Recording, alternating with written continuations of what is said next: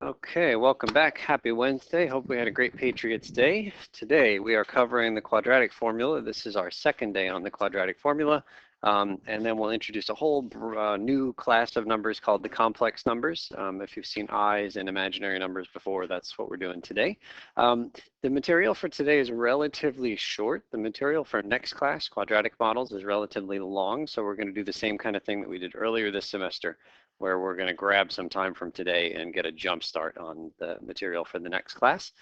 Coming up before you know it is right here, quest number 4. That's coming up on the 25th, which I guess is Monday. Yeah. The material is 19 to 24. Today is 24. So at the end of the stuff for today, that's it for the quiz, although we will do new stuff on Friday. Question?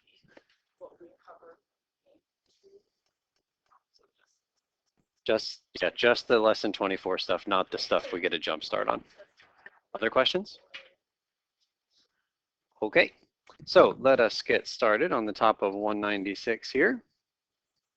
In this lesson, we see how we can use part of the quadratic formula to determine the nature of the roots. We'll define that word soon. Of a quadratic equation, and we discover a brand new set of numbers called the complex numbers. So let's take a look at this graph here. It's called graph D. The equation is given y equals x squared minus 4x plus 5. Notice that there are no x-intercepts, right? This graph lives entirely above the x-axis. We know that we could use the quadratic formula to find x-intercepts. We did this last class. If we wanted to find x-intercepts, what letter would you make 0? To find the x-intercepts, you would let the y be 0, right? And we can use the quadratic formula to solve equations that look just like that. But in this case, there are no x-intercepts, but the quadratic formula is still going to give us an answer, right? So what is it going to give us given that there are no x-intercepts? That's what we're after today. So let's try it. We're solving this equation with the 0 here using the quadratic formula.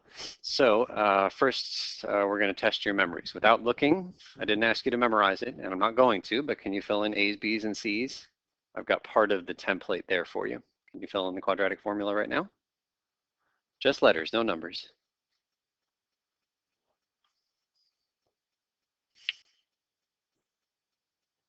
Don't look up here until you've committed to your entire answer.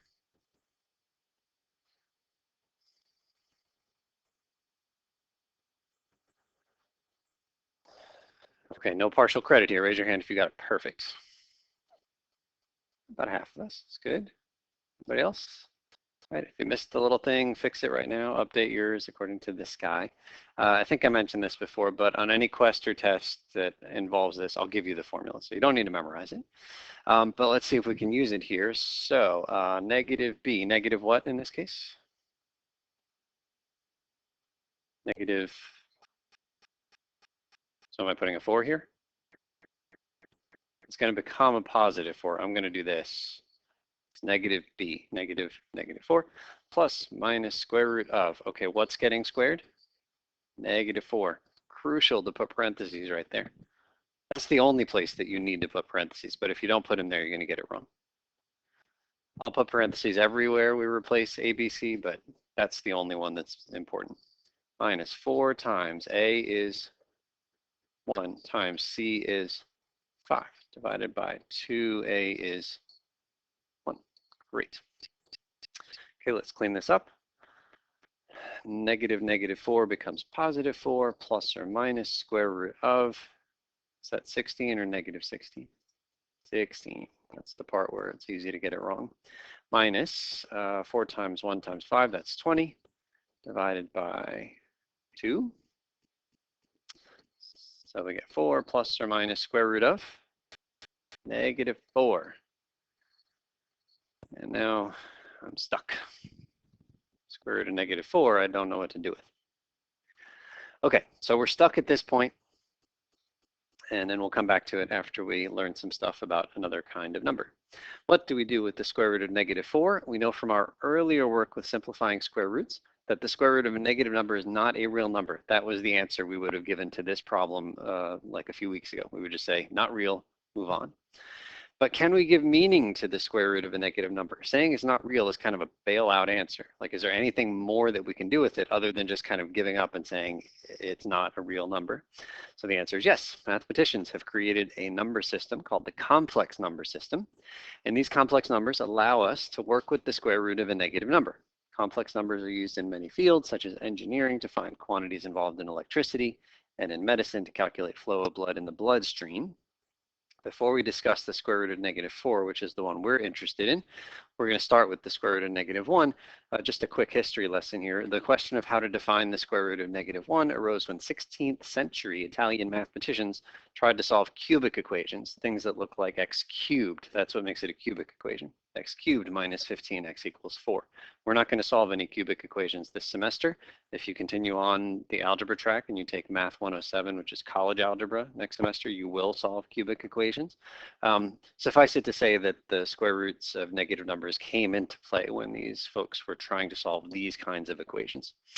Their efforts led to the invention of a new class of numbers beginning with this definition. We denote the positive square root of -1 with the letter I. Here's our important definition right there. Square root of -1, we are just going to call I.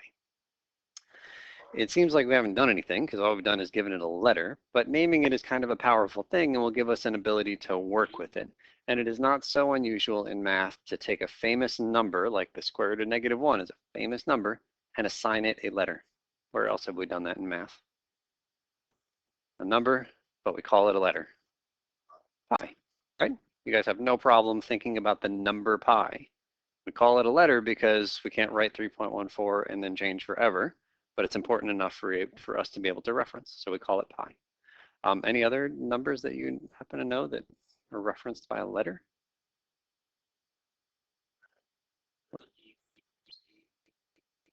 So E equals MC squared, I think that it's a formula, but all those letters represent quantities. I don't think any of them is like a specific number, like pi is specifically 3.14 and change.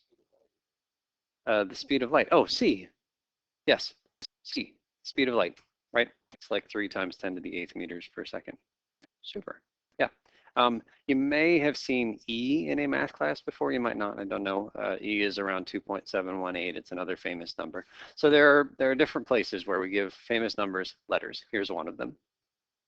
Now we can find the square root of any negative number using our product rule from a few lessons back. Here we're just going to read. The square root of -4 is really the same as the square root of -1 times 4. Yes? And our nice product rule for square root says you can separate this into two radicals, right? Multiplied together. Square root of -1 times square root of 4. Square root of -1 we just gave a name to. What is it? It's I. So that's that. Square root of 4 happens to be a nice number. We'll write it with a 2. Typically, you put, if it's just a nice number times I, you put the I at the back. So 2 times I instead of I times 2, but they're both full credit. Okay, square root of -49, same idea. Rewrite it as a -1 times 49, split into two radicals. Again, square root of -1 is defined to be I. Square root of 49 is just 7i. Okay, what happens if you can't take the square root of the number, like 12? Same thing, we split into a -1 and a 12.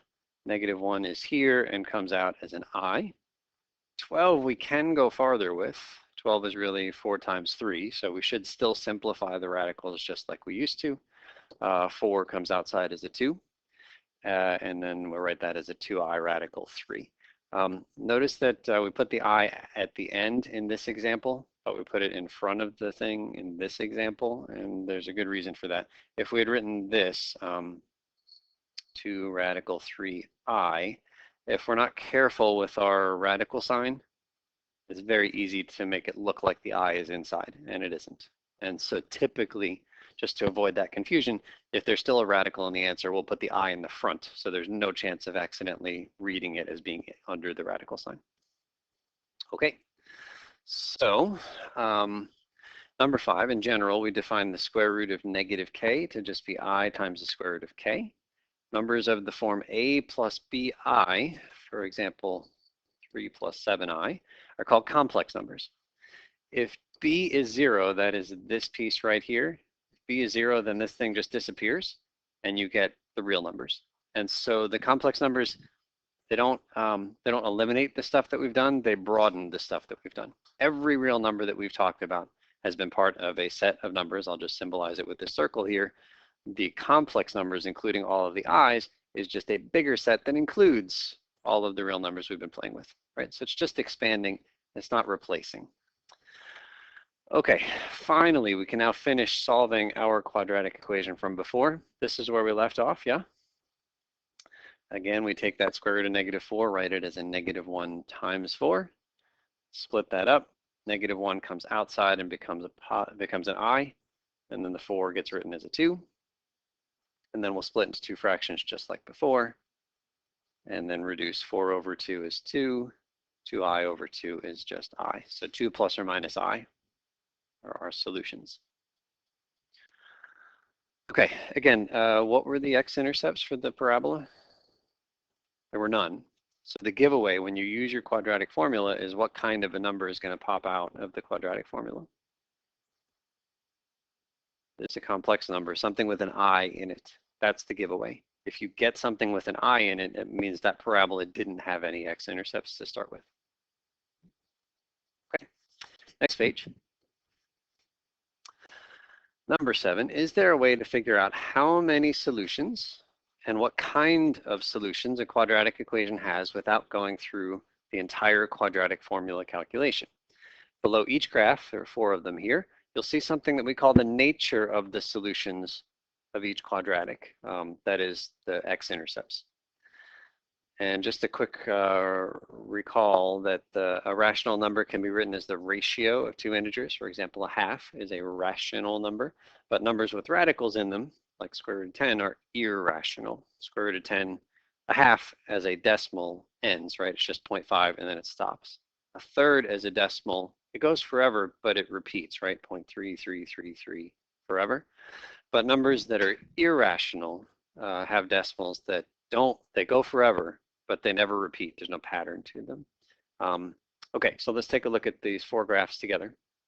So first of all, how many x-intercepts does a graph A have? 2 of them. It looks like they're kind of nice numbers, right? -6 and 1, I think, is what we found before. And those, like, if you see nice numbers, then we're saying rational. Anything that's a fraction is nice. So the nature of the intercepts here, there's 2 of them, and they are rational numbers. Over here, how many x-intercepts? Just 1. Does it seem like a nice number? Looks like 2, which is a very good number, very nice number. So in this case, the nature of that x-intercept there is 1 of them, not 2, just 1, and it is also a rational number. Down here, graph C, how many? There are 2 of them here.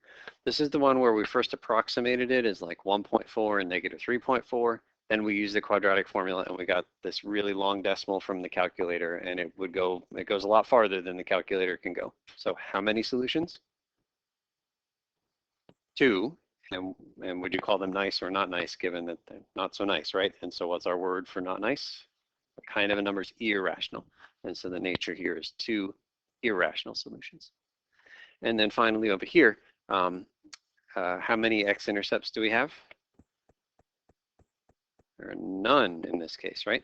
No x-intercepts. And how did we know we were going to get no x-intercepts? It's because we were going to get 2 complex imaginary solutions, okay? All right, so number 8, we're going to define something that's going to allow us to get the information that's below each graph without having the picture in front of us. Just having the equation, it's really easy to get the information that's below each graph. That is to say, how many x-intercepts does it have and what kinds of numbers are they? Okay, so we're going to define in number 8, for the quadratic equation, ax squared plus bx plus c equals 0, the discriminant, brand new word, is b squared minus 4ac. We are defining the discriminant to be that quantity. Where have we seen b squared minus 4ac before? Where in the quadratic formula? It's under the square root. That's just a copy of the thing under the square root. So let's calculate some discriminants together here. No calculators on this one. We'll start with part A. So the graph for part A was y equals x squared plus 5x minus 6. The equation that we're thinking about solving is 0 equals that stuff. The discriminant is b squared minus 4ac. So this is how we start. b squared minus 4ac. What goes in the first parentheses? Second parentheses. 1, and then -6. That's good. 5 squared, that's 25. It's just going to be a minus or a plus at the end of the day. Plus, because there's 2 negative signs there. 4 times 1 times 6, 24. Altogether, 49 is the discriminant, okay?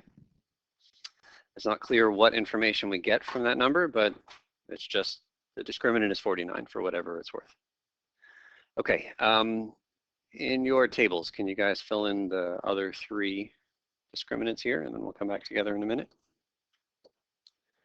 Okay, so we've got our 4 discriminants here. The other ones were 0, 24, and -4. Now what we're going to do is just copy down the answers for the nature of the solutions. In the first graph, just below the graph, it said that there were 2 rational solutions, right? That's already been typed out here. So for graph B, what was the nature of the solutions? 1 rational. Just go ahead and write this here. 1 rational. We're just copying. For graph C, there's 2 irrationals.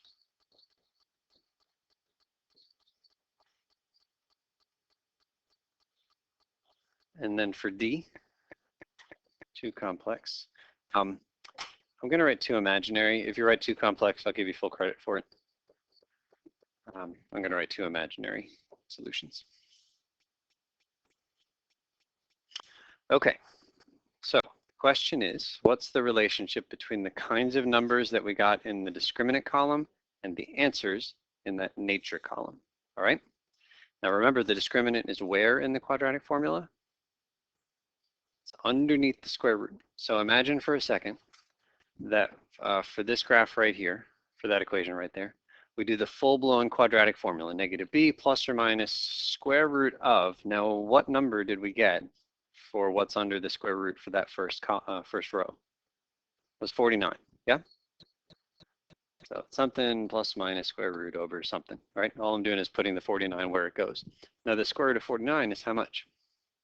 7, which happens to be a really nice number. And so if we did the rest of the dots there, we would just get plain old fractions, no radicals, right? The radical would just disappear because 49 is one of the few numbers that is a perfect square. And so if we did the rest of this thing out, we would just get 2 fractions with no radicals in them, right? So if we just get plain fractions with no radicals, are those rational or irrational numbers?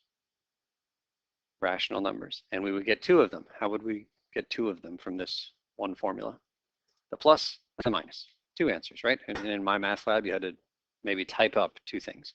So we got 2 rational solutions because we got 49. So what kinds of numbers for the discriminant will always give us 2 rational solutions? Perfect squares. Those are the only ones. The only way to get 2 rational solutions is if you get a perfect square for the discriminant. Let's jump down here to the 24. Imagine for that one, we did the full-blown quadratic formula. What goes in the radical for that one? 24. Is the square root of 24 something nice? It's not. And so our answer, even if we had the rest of the dots filled in, would still have a square root in it. You could clean up 24, right? It's 4 times 6, but it's still going to have a square root in it. So what kind of numbers have square roots in them? Irrationals. Irrationals. And how many answers would we get? 2, again, because we're doing plus or minus. So in this case, we're going to get 2 irrational solutions. That's what we came up with over here. So what kinds of numbers are we looking for that give us 2 irrational solutions? Not perfect squares. We've dealt with the perfect squares like 49. Most of the rest of the numbers are not perfect squares. But we've still got 2 other rows here. So let's talk about 2 other rows. Let's go right here. Again, imagine doing the full-blown quadratic formula. What's going in the radical this time? -4. Now what makes this 2 imaginary solutions? The plus or minus gives us two things. Leslie?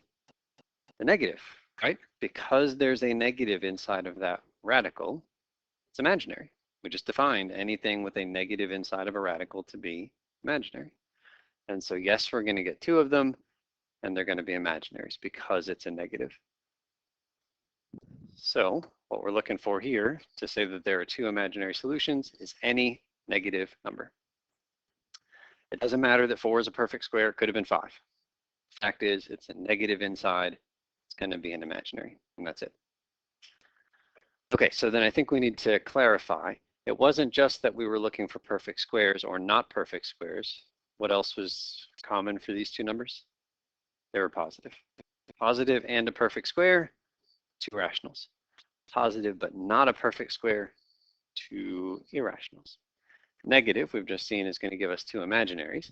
And in fact, it feels like we're going to get two every single time because of the plus or minus. But there's just one last row. Let's talk about it. This guy right here. Imagine doing the full-blown quadratic formula. What's going inside? 0 equals dot, dot, dot, plus or minus. How much is the square root of 0? 0. And then adding 0 does nothing, right? What about subtracting 0? It also does nothing. So then what I'm going to get here, this stuff just all vanishes, and I just get whatever number on top of whatever number. So first of all, how many numbers, how many answers did I just get there? I got 1, because the plus or minus contributes any time except when it's a 0 inside of there, right? So that's why it's the one fluke, the one outlier where there's just one answer. Quadratic formula's got a plus or minus. It's 2 all the time, except in the rare case where you get a 0 for that square root.